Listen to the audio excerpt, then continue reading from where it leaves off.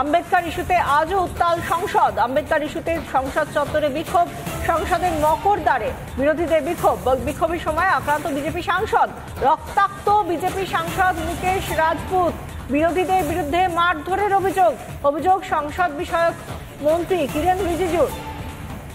একজন সাংসদ, বিজেপি সাংসদ, তিনি রক্তাক্ত হচ্ছেন। মুকেশ রাজপুত বিরোধীদের বিরুদ্ধে মারধরের অভিযোগ করছেন খোদ সংসদ বিষয়ক মন্ত্রী কিরেন রিজিজু। এই অভিযোগ করছেন তিনি। আম্বেদকর ইস্যুতে আজও উত্তাল হলো সংসদ।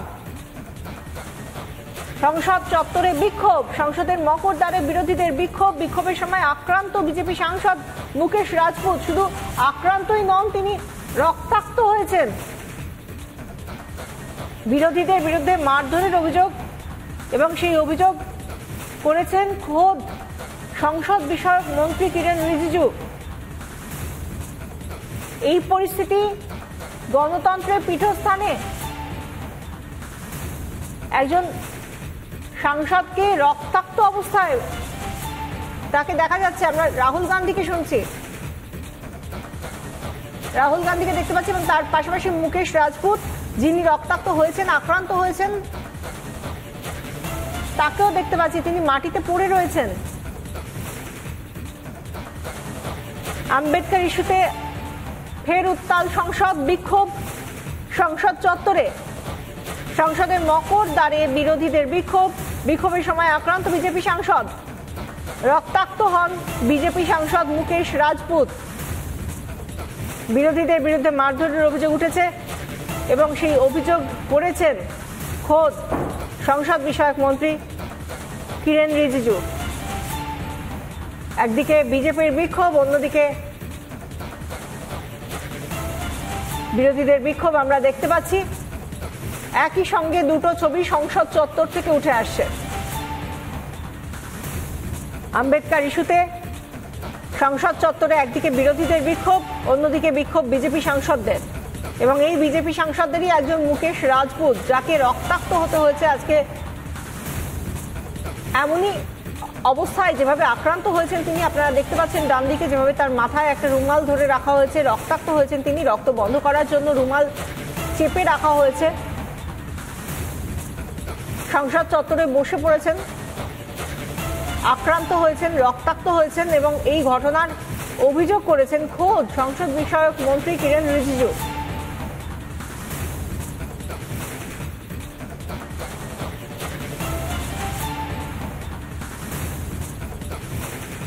সংসদ চত্বরে বিরোধীদের বিক্ষোভ দেখতে পাচ্ছেন একদিকে, অন্যদিকে বিক্ষোভ বিজেপি সাংসদদেরও।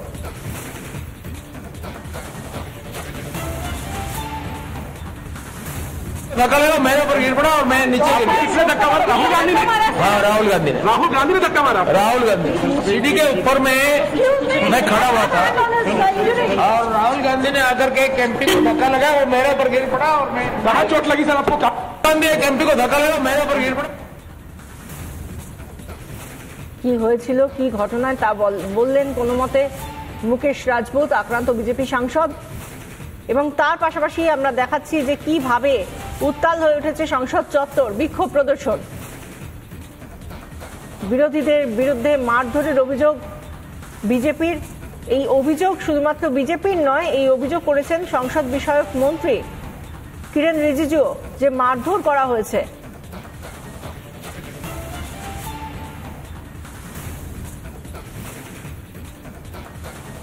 আহত বিজেপি সাংসদ প্রতাপ চন্দ্র ষড়ঙ্গী আমাদের সঙ্গে রয়েছেন, আমাদের প্রতিনিধি কিশোরদা। কিশোরদা, কি ঘটেছে যার জেরে এরকম একটা পরিস্থিতি তৈরি হলো? বিক্ষোভ তো আমরা আগেও দেখেছি, আজকে কি এমন হলো?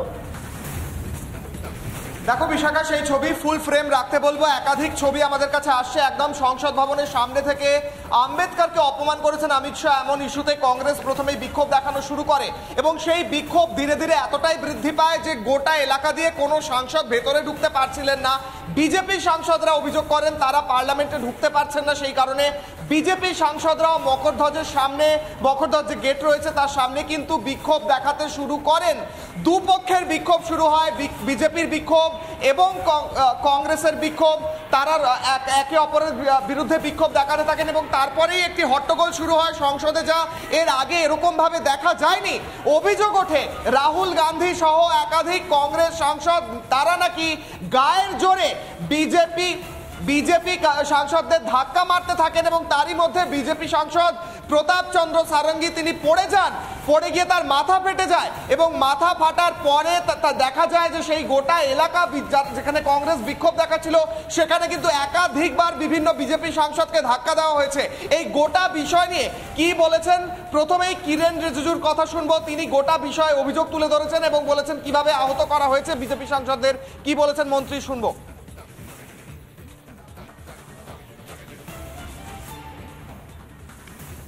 भी मौजूद थे, सबने बताया कि राहुल गांधी सीधा आकर के एकदम सबको धक्का मुक्की करके हमारे दोनों एमपी को इतना बुरी तरह मारा। अगर हमारे एमपी भी हाथ उठाते तो क्या होते, अगर उनका जैसे बिहेव अगर हमारा एमपी भी करते तो क्या हालत होते। तो समझना चाहिए ये कोई यहाँ बॉक्सिंग खेलने का, कुश्ती लड़ने का यह अखाड़ा नहीं है। एमपी को धक्का